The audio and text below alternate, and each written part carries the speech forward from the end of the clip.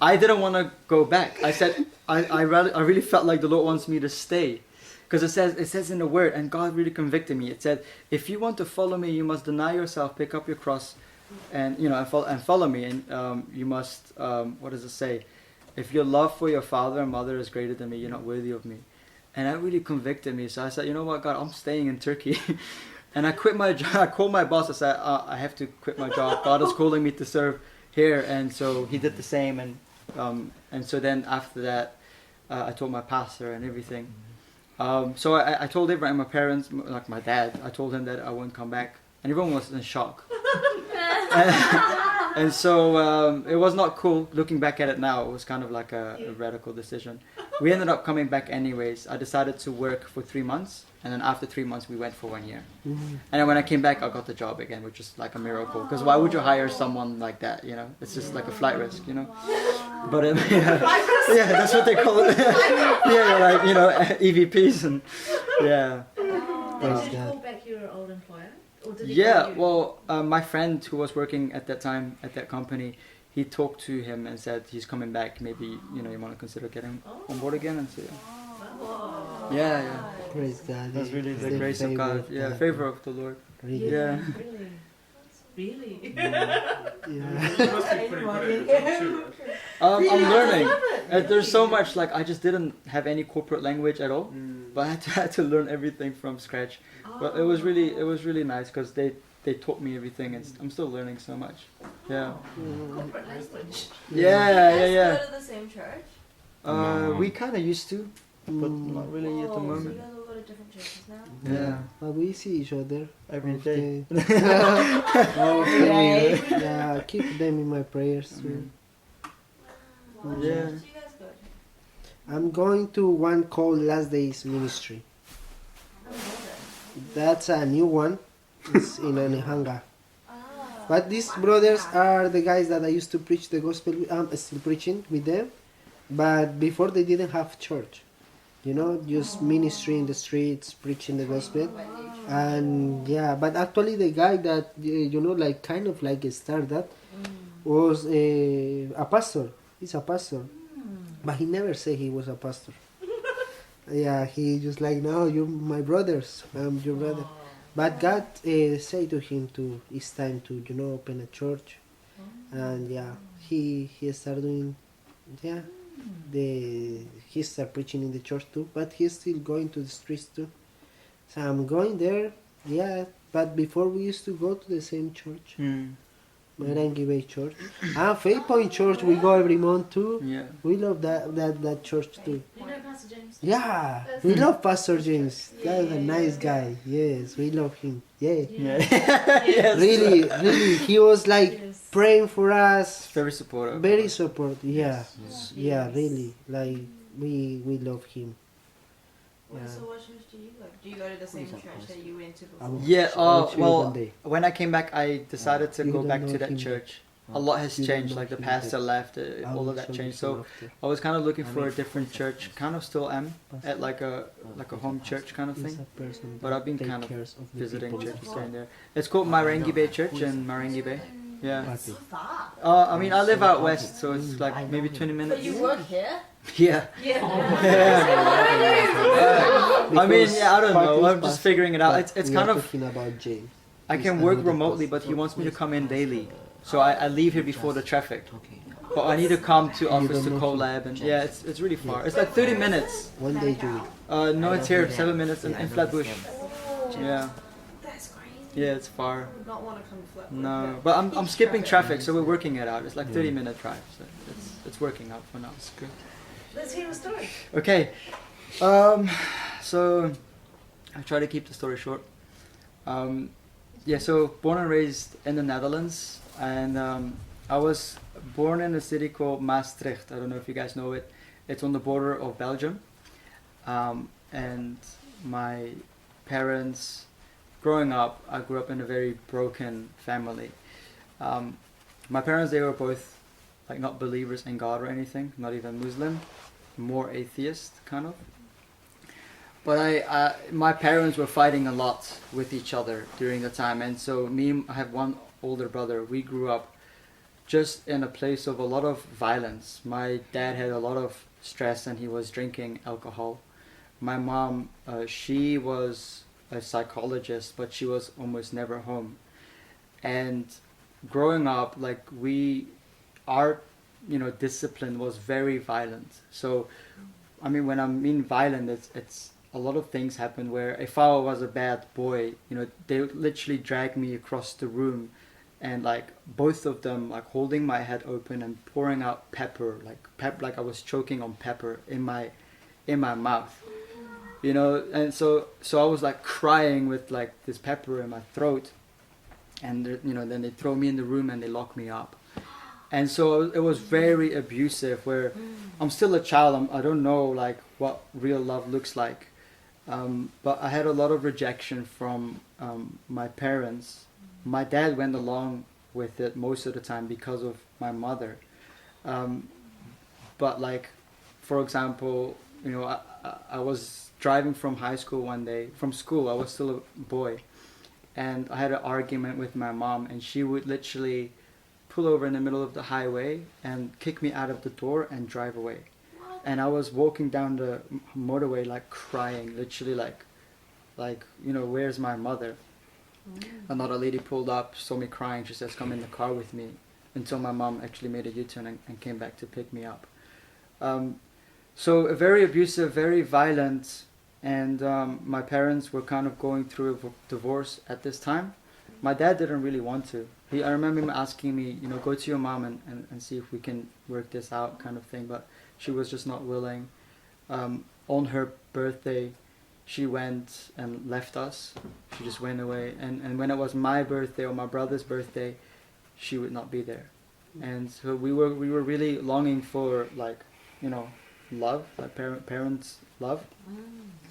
Those times where we want to spend time with mom, but then she's going away, and the front part of the car, me and my brother are both holding onto it as she is literally driving off, and she's driving to pull us off of the front of the car. We were like, Mom, please stay.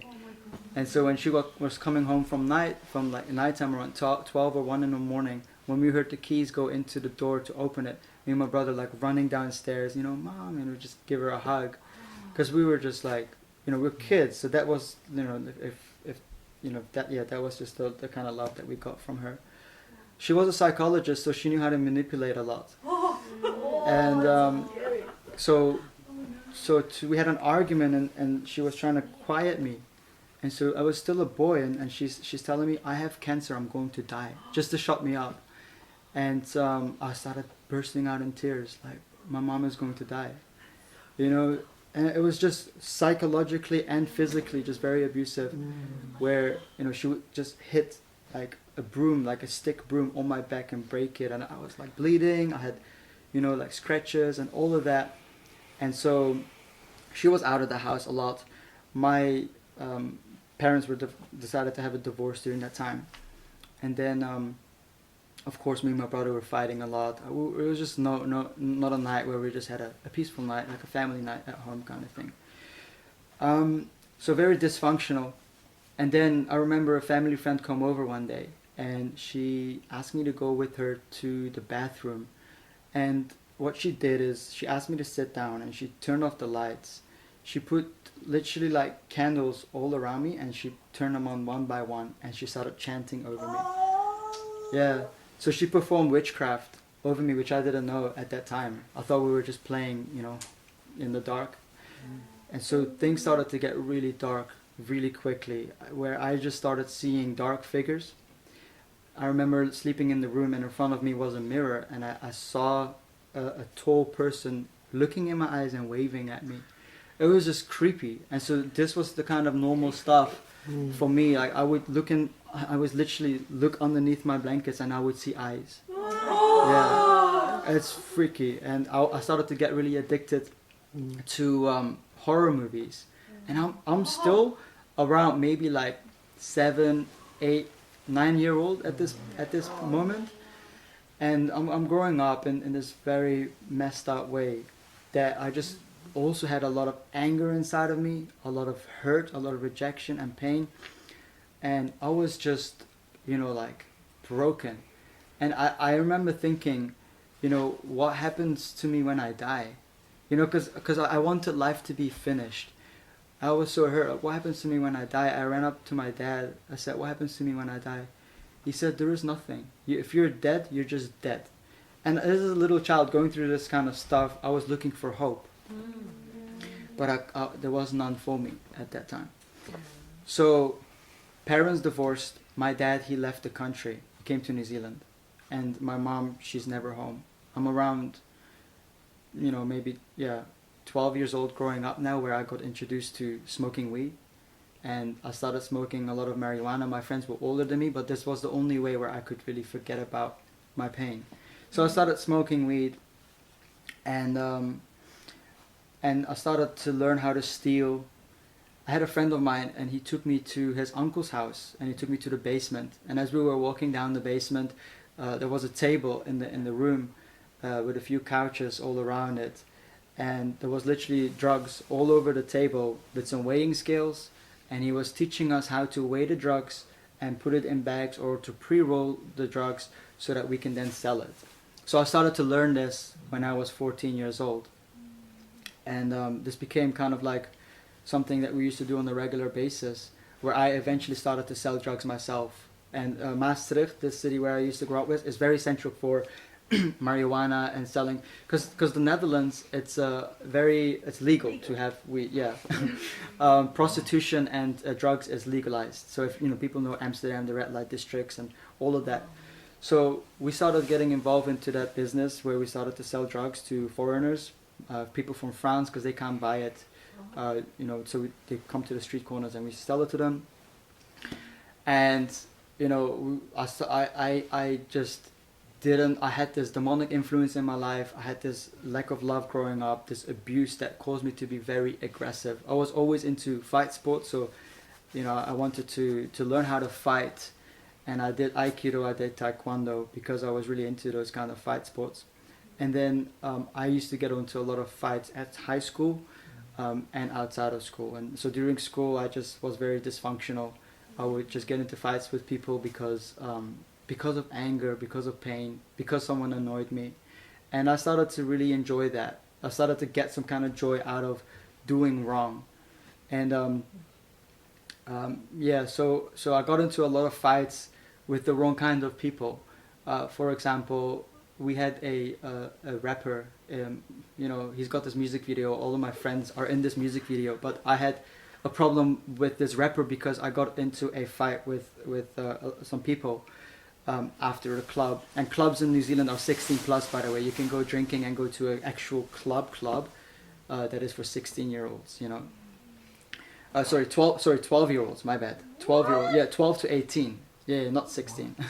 Wow. In Netherlands. In the Netherlands, yes. In the Netherlands. So I'm still in the Netherlands during this time, right?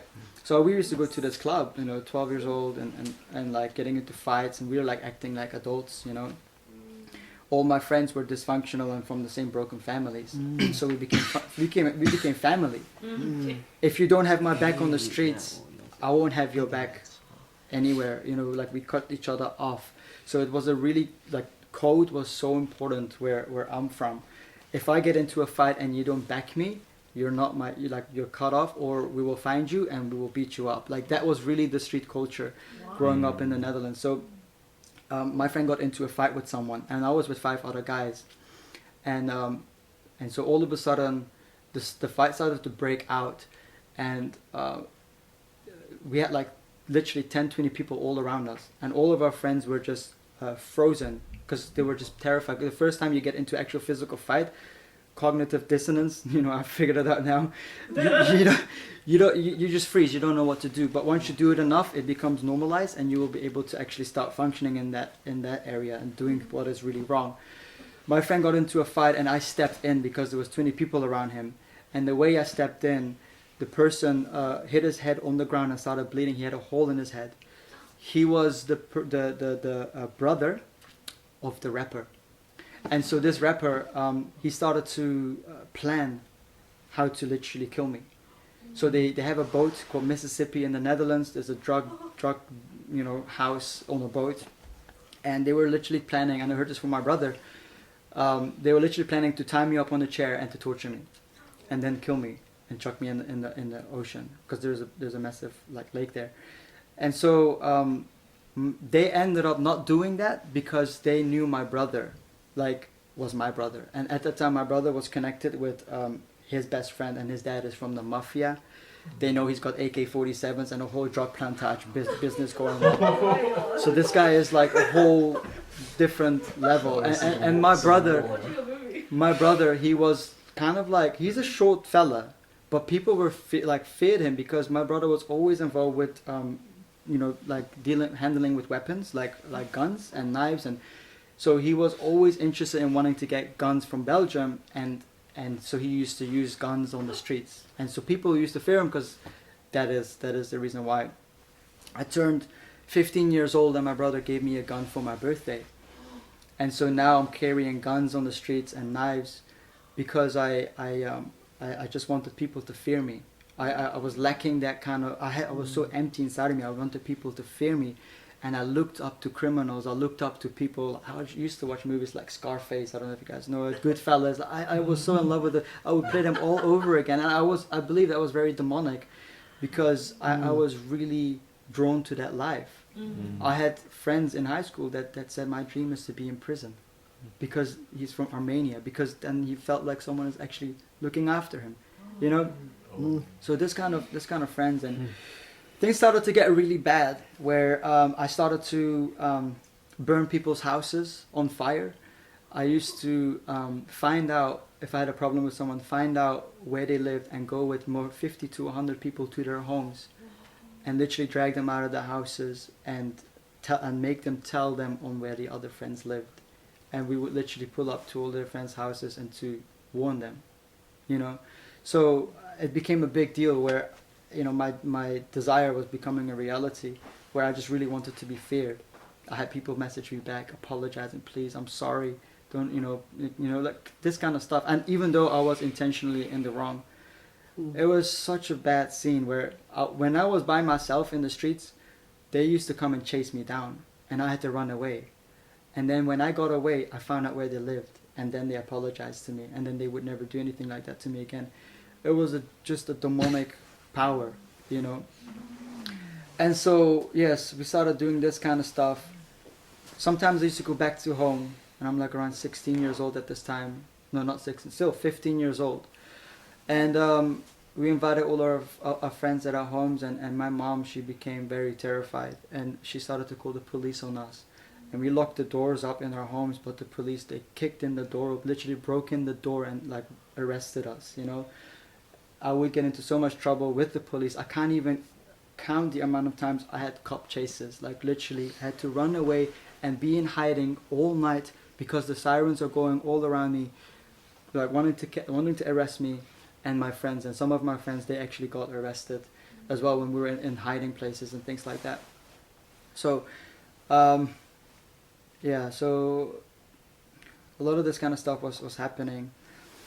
I got into this one particular fight where it got really bad, and I actually committed an attempt of murder that night, where the SWAT literally have to pull over. They came up in a van with riot shields and like bats to really literally stop the fight, because it was dead extreme. They saw us from the CCTV cameras in town because we got into a street fight, and it got so bad that the SWAT had to get in place, and we literally got away from that. We had to run away as hard as we could, and during that time we were just as if the devil was laughing through me, just laughing about what we did to these people. I heard later on that they were literally in hospital with broken, like literally like holding on to life, and I'm so grateful to the Lord that, you know, this person is alive. So, yeah, so a lot of dark stuff was happening.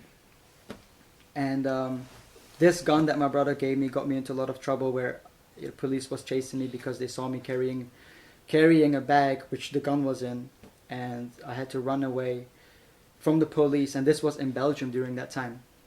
And in Belgium there is a rule that if you run away from the police, they have the legal right to shoot you. But just before we got into this fight, my brother came up to me and he said, "Run." and I would listen to him because I really looked up to him during that time. And then I started running, and the police started chasing me down. And actually, we were in front of a club, and the bouncer of the club, buff guy, he started chasing me down.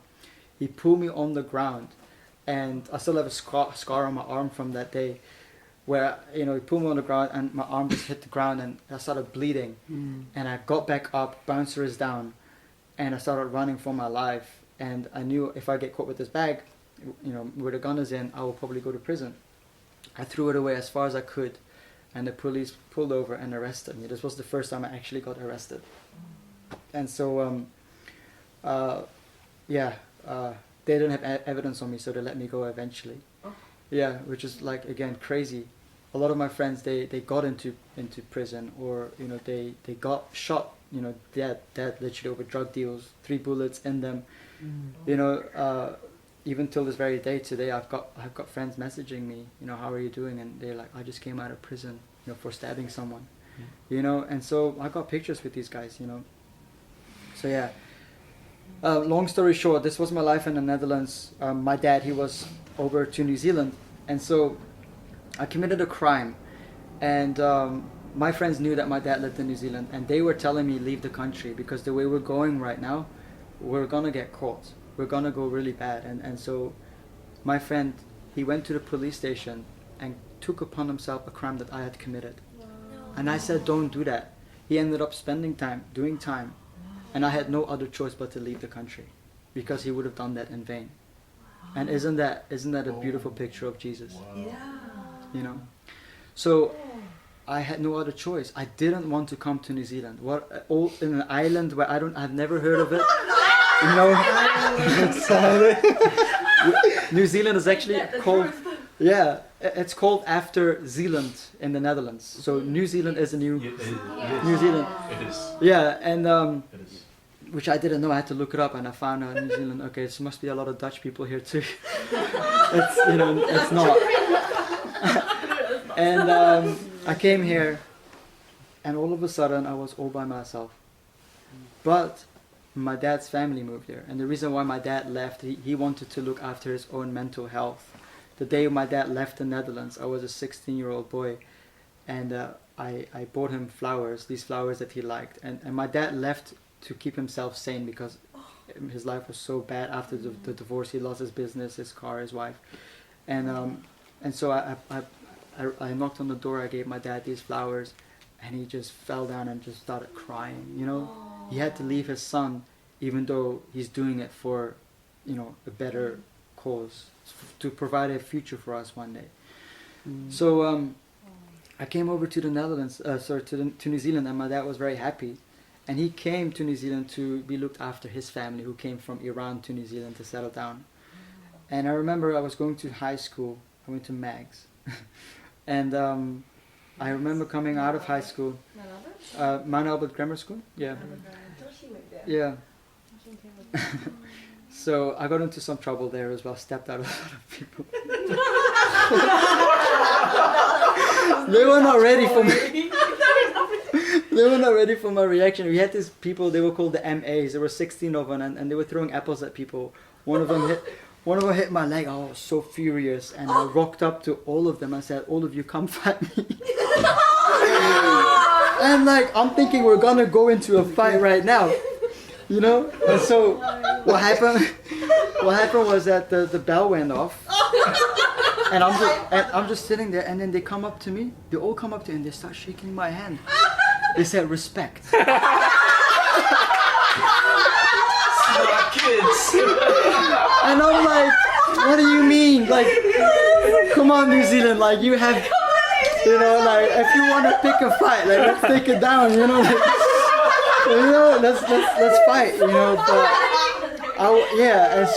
and so there was that demonic presence of just fearless, but very idiotic. And so I met a friend of mine, and me and him used to still in New Zealand. I didn't know what to do. Oh yeah, just to backtrack. When I came back from high school, I used to come home to my grandma's house, and this is the first time where I come home and there is food ready on the table after school, and I remember just pausing and I said, Dad, this is what it feels like. You know, like this is what a home feels like. You know, food on the table. I never had food in the table when on the table when I was in the Netherlands. We had frozen pizzas where I had to put it in a microwave and like, you know, like try to eat that. So that was the beginning of where God started to really soften my heart, because my heart was so cold. It was like a real rock. Nothing would get like to me, you know. And so yeah, I met a friend of mine, and he started telling me. We started smoking weed together, and he started telling me one day that God put a bucket of water over him, and that God wants him to change. And this is right after, you know, where he started. The first time he told me about forgiveness was actually a friend of him stole some money from him, and I told him, okay, well, let's go to his house. You know. Because that's seriously, that's how I used to think. Let's go to his house. And he's like, wow, this guy is so loyal. He's a real friend, you know. and then he's like, no, I have forgiven him. And this is the first time in my life where I hear about forgiveness. But I said, what do you mean forgiveness? You know, I said, are you a girl? You're not you know, you have to be a man. A man on the beginning, you know? Like, I was giving this whole pep talk, right? And so he was like, man, this guy is like, you know, in Holland we say there is a wire loose. I don't know if you're saying in New Zealand for that. Yeah, screws loose, I guess, yeah. So, but he started telling me, like, God poured a bucket of water over me, and he wanted me to stop smoking weed. And I started asking him, what do you mean by God, you know? And he started telling me about the cross. And so this part, I became very serious, because I remember when I was a child, I shared with you guys, I was curious, I was looking for hope. What happens to me when I die? No one up until this point, I'm 20 years old by the way, at this point. No, sorry, 19, turning 20. I've never heard the gospel in my life. I don't know what forgiveness is, and I don't really know what true love looks like. But he started telling me that Jesus died on the cross for all of humanity, and that's the love of Jesus, that's the love of God. And if you believe in him, you will have, as a promise, eternal life. And it was really hard for me to understand that. Like, God came down to die for my crimes so I don't have to go to prison. You know, and I was thinking of my friend during the time, like what he did for me. Like, who would do something like that? Okay, would God do something? I thought I was doomed. Also, just to backtrack a little bit, and I'll wrap up the story to the end, but when I was very furious in the world, I used to call on the name of Satan. Literally, like I was really just wanting to like call out for help, and all I knew was the devil. I thought my worldview was that God left us a long time ago because there is no good on earth, and that there is only Satan. God has left us. God has forsaken us, because I was so hopeless. So I told my friend, I don't believe in God. I believe in Satan. But he started telling me more about Jesus, and so I had a lot of questions, and I was very genuine when I came to this topic. He told me, you know what? Why don't you come over to my home, and you will meet my family, and they'll be able to tell you some more about Jesus. And I said, okay, why not? And I remember coming over one day, and you know, we were talking, and they were like, before, it wasn't for me, they didn't pray for me, but before we left the house one day, they prayed for my friend. And I remember just sitting there, closing my eyes and praying with them. When they finished praying, I just told them, like, wow, this feels very peaceful. You know, I just felt like a peace. And so that was the starting journey of kind of like understanding more about God. So the second time I came over to their place, they sat me down, and I started asking them about Jesus. And the mother of my friend, she's a beautiful woman, and she asked me about my life. Well, this was the first time where someone asked me about my life. And I started opening up. And I don't know why, but I started sharing everything. And I know now why I was crying. But as I was sharing, I started just tearing up. It was really foreign for me to cry. And even today I struggle sometimes. But the Lord is working on that with me. But I was just tearing up. Like, man, this is like... I felt some heavy burden like get off of my chest. Because someone is asking about my life and I never shared. And so I told them, if this Jesus of yours is real, I want to get to know him. And so they said, okay, let's go outside and pray. And so I said, okay, why do we need to go outside? I didn't understand why, but we did it. And I didn't ask any questions. So we were outside the front door, and I looked up to the sky, and it was a beautiful starry night. And and they asked me to repeat a prayer after them. And it was something like, Jesus, forgive me of my sins and I accept you into my life. And I did that. And then they said, okay, now let's go and pray over you. So we went back inside into the living room, and there was about 4 to 5 Christians there. And I'm standing in the middle, and they're all surrounded around me. And so as they started, they laid their hands on me, and they started praying in tongues, and they started, praying over me. And as they started praying over me, I started to breathe really heavy. I was breathing like really heavy, and my chest was going up, and all of a sudden I have zero control over my body, and I don't know what is going on.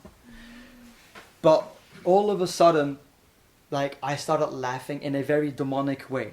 I started laughing and saying mocking things about Jesus, and it wasn't me. Because I didn't have that kind of understanding to say those kinds of stuff. And it kept going for a while, and they said, in the name of Jesus, we command you to leave. And all of a sudden, when they commanded this demon to leave my body, my eyes were closed, but I felt as if Jesus walked into the room, because I saw a bright light hit me. And the room the whole presence just changed. And I felt like someone put a warm blanket over me, and it felt like just the deep presence of the love of God. This is the first time in my life where I really felt love, like deep love, as if someone really knew me, like someone that was there with me all the days of my life. And I felt God in my life, in that room, in that minute. And as the presence of God entered me, I started speaking in tongues, like loud. I started just speaking in tongues. And this was the most freeing I felt in my whole entire life. Literally, like, I had this encounter with Jesus. I started speaking in tongues, and I fell to the ground. I opened my eyes, and I said, the first words that came out of my mouth, I said, Jesus, I said, God is real. God is real. God is real. Exactly like in that way. God is real. I was overwhelmed with what just happened, and that this reality, that this Jesus that was preached to me about was actually a real God that exists, that he truly loves us, and that there is hope after this life, that there is eternal life for us.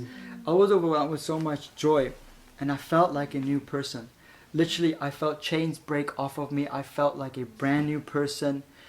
I was just like, wow, like I had to start to relearn who I was, really who I was in Christ. And a week after that, it's alright, no worries. Amazing.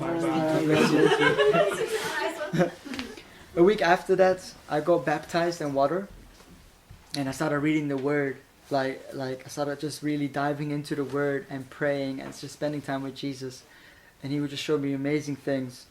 During this time, I started going to Faith Point Church, and where Pastor James would literally come and have one-on-one Bible studies with me and disciple me. 6 months after that, I went to a missions trip to India for a short missions trip, and it was just a beautiful time where God was showing me miracles. Where in Mark 16 verse 18, it says that you will lay hands on the sick and they will recover, and these signs will follow them that believe. And this was becoming a reality in my life, where I was seeing people get like physical healing, deliverances, all these kinds of amazing things. And God was just real. And so ever since that point, God just changed my life. He changed my heart. And I also, like Juan, got to go back to the Netherlands. This was 6 months after I got saved, so I was still a very young Christian. But when I met my friends, they saw the change in my life. Like they knew something was different. This is not the same Arwin that we know. And they started offering me drugs and inviting me to these places. I just wouldn't want to go down that path anymore, and they were just weirded out. But God really changed my life. It hasn't been always easy. 6 months after I became a Christian, my mom, she got dementia and Alzheimer's, and from that point onwards, it took her 5 years time to, she started to forget everyone and ended up being in a deathbed. And so she passed away, 1-2 years ago. So that was really challenging my faith, but I never put my fingers at God, why do you do this to me? I knew that God was there until the very end. And he showed mercy to my mother as well, which was incredible. God showed me a vision where it wasn't just a vision that I saw in my mind, but my eyes were open and I saw a screen come in front of my eyes. And this was after we were praying for 6 hours. God told me to call my mom at 12 a.m. at Juan's house, 12 p.m. sorry. And I looked at my mom, and she was literally on her deathbed, breathing her last breaths. And I felt like we need to pray. I hanged up the phone because she was in Iran at this time, with her grandma in Iran. And we started praying literally for 6-7 hours. And I was like, either she is going to get saved, or she's going to die and come back to life, or she's going to get healed right there and then. There was no negotiable. That was my faith. I was like, this is either going to go one of these ways. And I was just interceding for my mother, and all of a sudden this would you call it a heavenly TV screen opened up in front of me, where I saw, literally, my mom had died at this point already, but we kept praying. But I saw a grass field and beautiful mountains in the background, and my mother was wearing a white robe, literally dancing in front of Jesus. And my friends confirmed that God showed mercy, Jesus went to her and pleaded with her, and God showed mercy for the last time for her. Wow. And this was just an incredible grace where God was able to also bring restoration and reconciliation in my heart, because when I became a Christian, my mother already had dementia and Alzheimer's, so there was no communication. I couldn't have closure necessarily with my mom. But the Lord brought that for me anyways, and beautiful. And yeah, so all glory to Jesus. He is with us. Amen. From beginning to end, and God changed my life. And all glory to Jesus. Yeah. Amen. God. Wow. Amazing. These guys heard, we have heard each other's stories so many times. Yeah. And when they're talking, Oh, praise God! It's beautiful. As we're talking, we're thinking, oh, this time he added something different. Right? I don't hear this part. I don't know if that's true. That's new information. Yeah, that's true. Yeah, but it's beautiful. Yeah. Praise God. But I think the Lord used these testimonies, and if sometimes we add something or we take out something, it's because the Lord is using it to bless someone. Amen. Wow. You know? Preach your brother. Praise the Lord, brother. It's so good, man. Hey, thanks, guys. Oh man, this is the first time I hear your testimony. So this is awesome, man. Yeah. Hey, just a really quick thing. I don't know whether these guys know. Do you have a short version of your teleportation that you can share? Okay. Teleportation. All right. Oh, it's not. I think they're ready. Ready after hearing this. Okay. All right. So you guys remember the short mission trip that we went on to Turkey? Move to the place. We went in a few teams in Turkey, and we went together as a group, but we were in different teams going out to different cities. I went to share the gospel in a small city called, it was half an hour from Tarsus in Turkey, which you guys know Paul from Tarsus. He was born there. And as we were walking there, we're looking for a person of peace. Luke 10, it says that go out and find the person of peace. And going there in their house and share with them, tell them the kingdom of heaven has come. So we're looking for a person of peace, someone to talk to, someone who is open for the gospel. And all night, we're walking around the city, and we can't find anyone. We can't find anyone. And we're in a public square, it's busy. Maybe people are ashamed to talk to foreigners. We don't know what it is. but we're looking for people to preach the gospel to. And so and around this time, it was maybe like 10, 11 o'clock, I suggested, you know what, boys, let's go into the side alleys. Let's go into the side streets. Maybe we can find someone there. One of the brothers said, I don't really feel at peace about that. It's getting late and we're foreigners. And I said, man, I didn't come all the way from New Zealand to come here, not find anyone, and get a hotel and stay the night. Like, I really want to find one person, like at least one person. So we had to make a team decision. So we decided to pray together, and we all agreed, okay, let's give it one more go. And as we were walking around into these side streets, we met some really dodgy people. There's two guys. One came in a cask to us, yeah. And they said to us, be very careful out here. I recently got into a street fight and I broke my arm, and he pulled a knife in front of us, and we thought he was gonna rob us. But he said, we have knives. If you have any problems, you call us. We come and help you. So we're like, okay, this is going to be maybe a warning from the Lord. You know, maybe we should try and find a way back. And we found another person saying the exact same thing. You know, because we're foreigners. Hey guys, be very careful. It's dangerous out here, and we don't know the dangers they're talking about. So we're like walking down this really dark road, and as we're walking further and further away, there is less and less people around us, to the point where there's literally no one around us, and we're starting to feel a bit like chills around us. We feel like, okay, maybe it's time for us to go back. That's the kind of feeling we were starting to get. Maybe it's time for us to go back.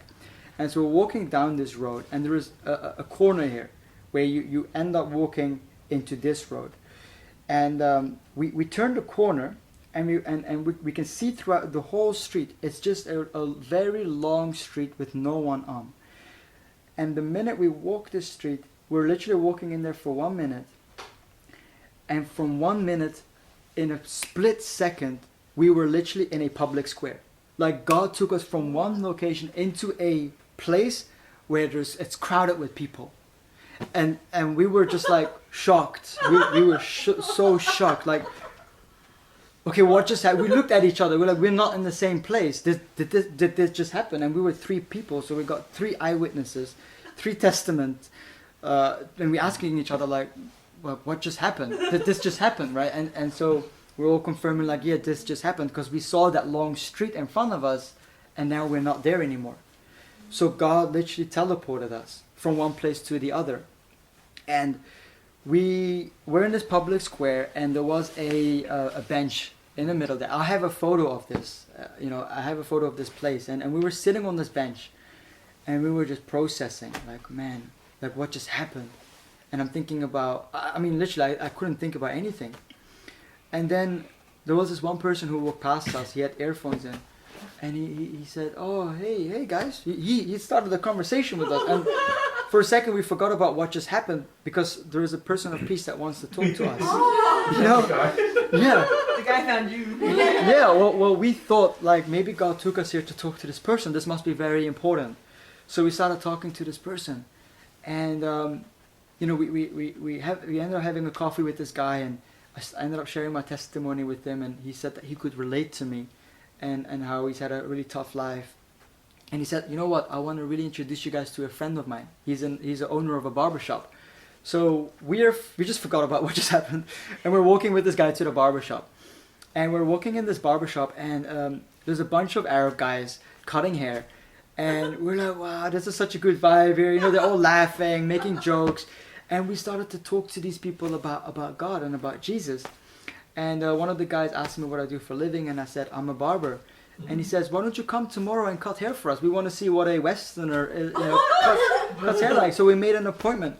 So, we ended up leaving that barber place with an appointment. And, you can see how God is just connecting things in that night. And we're then walking away with our friend that we first met. And he was going to help us find a hotel, because it was really late and we still didn't have a hotel. We're walking down these hotels, and we're looking into this hotel, and it looks kind of flashy from outside. And we said bye to our friend. So he said, okay, you thought you guys are foreigners, you guys can afford this 5-star hotel. So he dropped us off there, and he walked away. So we're actually on this short mission trip. We are on a budget, so we can't overspend, you know, for like some reasons, to be able to relate with people and also just to, you know, practice your faith kind of thing. And we don't have much money. We go into this place and we're asking the prices, and it's way over budget, like literally 3-4 times over budget. We can't afford this. One person would be the amount of money that we have for 3 people, so that was way overpriced.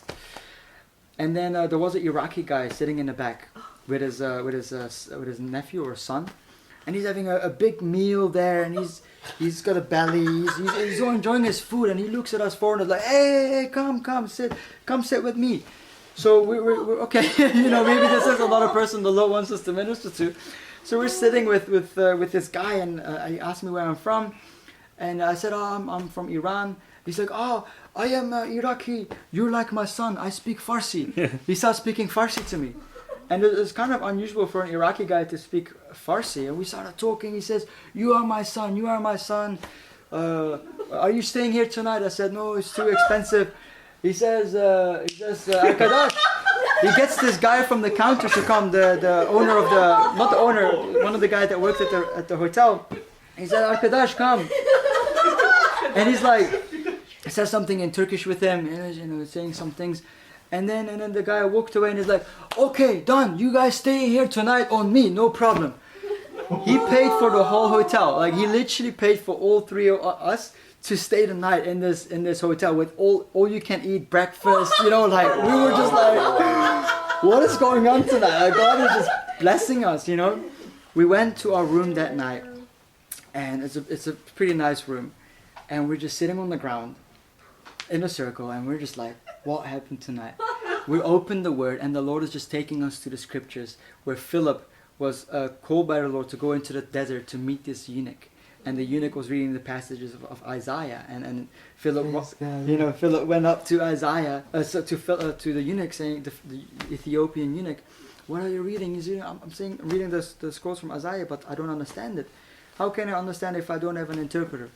Philip ends up explaining to him that Jesus just died, and it's talking about the lamb being led to the slaughter. It's talking about, you know, Jesus.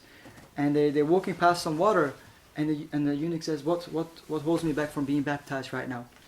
The eunuch takes Philip takes the eunuch to the water and baptizes him. And that instant, Philip got teleported and taken to a different city. And so we were just like, wow, this is real. This is real. And then another passage where Elijah got taken up by the hand of the Lord, and the hand of the Lord was heavily upon Elijah. God was just taking us to these scriptures where God was teleporting people of faith, you know, men of God, in the Word. And we were just so amazed what just happened. And to keep the story short, the next morning, I can't keep this short. It's not like, oh yeah, I got teleported. You know what I mean? Like, I need to explain. Oh man. And then the next And so the next morning, we're going into this barbershop. We had an appointment with this guy, and so I'm cutting this guy's hair. I'm cutting my teammate's hair. And the other teammate is sitting on the bench. And every person that is walking into that barbershop that day is hearing about Jesus, preaching about Jesus. Every single customer. At the end of the day, we finished up and we said to them, can we please pray? And all these Muslims look at each other. They're like, yeah, we can take you to the mosque, no problem. I said, no, pray here.